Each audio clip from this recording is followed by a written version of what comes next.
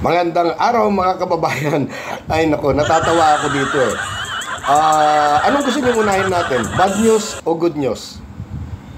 O baka naman parehong good news ito? Kansilado na naman po ang rally ni na dating Presidente Duterte na ito ay gagawin diyan sa may Tacloban City. Tinabla ng mga waray ang programa nitong Maisog. Ay, naku talaga. Wala naman kasi talagang kabuluhan kung titignan mo eh. Di ba? Prayer rally, peaceful rally, okay naman yan. Pero kita naman natin itong mga nakaraan, itong mga nakalipas na kanilang pagtitipon, hindi naman prayer rally or peaceful rally ang nangyari. Lantaran naman talaga ang kanilang layunin ay pabagsakin ang administrasyon. Kaya kahit ang isang alkalde na hindi naman kaalyado ng administrasyon, hindi din basta-basta papayag niyan. Mag-iisip talaga yan. Bakit? Paano ang kanyang mga nasasakupan or constituents? Nakakasiguro ba siya na matutuwa pagka pinayagan niya? Baka di na siya iboboto sa susunod na eleksyon. Yun di tapos ang karir ni Mayor. Mga kababayan, lalo na yung mga nabubulag-bulagan o nagtutulog-tulugan dyan, gumising na po kayo at imulat ang inyong mga mata. Gustong ikutin ng Maisog ang buong bansa para mag-rally laban sa gobyerno. Samantalang ang gobyerno naman ay iniikot ang buong bansa para maghatid ng tulong. Isip-isip din kung may time.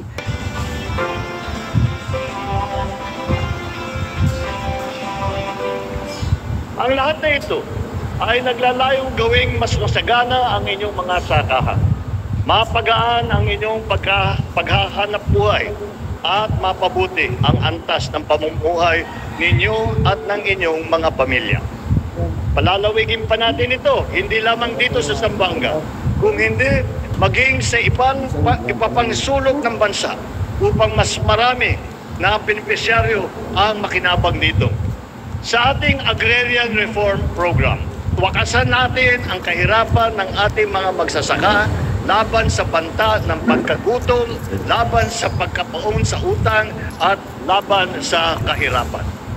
Mga kababayan, patatagin po natin lalo ang ating pagkakaisa upang makamit natin ang mas mapayapa at maunlad na lipunan sa ilalim ng isang bagong Pilipinas. Ang presidente. So we have to provide them with necessary support so that ma-sustain ang food security program of the government. So andyan ang DAR palagi. Matagal yung ako naghihintay. 42 years na ako naghihintay. Masaya ako ngayon lang ako siguro magkatanggap ng title. Salamat ako kay BBM sa kanya, sa Secretary Conrado Estrella. Unang na programa ng land reform, yung ama ni Bongbong Marcos. Ngayong araw na to, yung pinakamasarap. Maraming salamat. Malaking po talagang tulong ng doctor dito kasi po talagang kinakailangan po namin kasi ang area po namin consisting 750 hectares. So ito lang talaga. So i-maintain po namin yung operation, yung maintenance po niya para maabot ng ilang taon. Saka matutulungan namin ng mga farmers. BBM, salamat po sa pagbigay niyo ng tractor. Malaking tulong po namin sa Judy Paman Irrigators Association. Nagbigay ang gobyerno nakarangan nung panahon pa yata ni gobyerno, nagbigay ng tinatawag na consolidated CLOA. Yun lamang, yun sa consolidated CLOA, maraming may-ari ng lupa, hindi nila alam kung saan yung kanilang isasaka ng lupa. Kaya nakakagulo, hindi nila matrabaho na mabuti. Ito, yung titulo, maliwanag na kung ano ang survey kung saan ang area, kung saan ang bawat may pag-aari ng bawat beneficiary. Kaya yung mga sa qualification, matagal nang nasa amin yung listahan. Ngayon pa lang namin gagawin, aayusin lahat ng titulo para lahat ng beneficiary ay alam nila kung alin, nasaan, gaano kalaki ang kanilang lupa at kung ano yung isa sa kanila. Kaya yan ang aming ginagawa ngayon. So, di ba?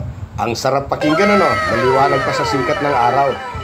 Pagbigay sa iyo ng titulo mo, alam mo na kung saan ka nakapwesto at alam mo na rin kung gaano kalawak ang lupain mo.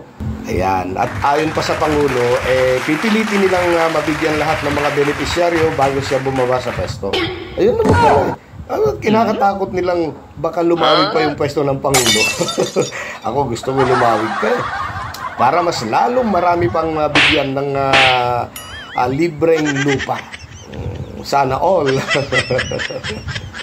Pag di pa kayo namulat dito, ewan ko na lang. Muli, mga kababayan, binuksan ko po ang comment section para sa inyong mga saloobin. Isulat lang po ninyo, malaya po kayo magbigay ng inyong mga comment at reaction. Maraming salamat sa panonood muli.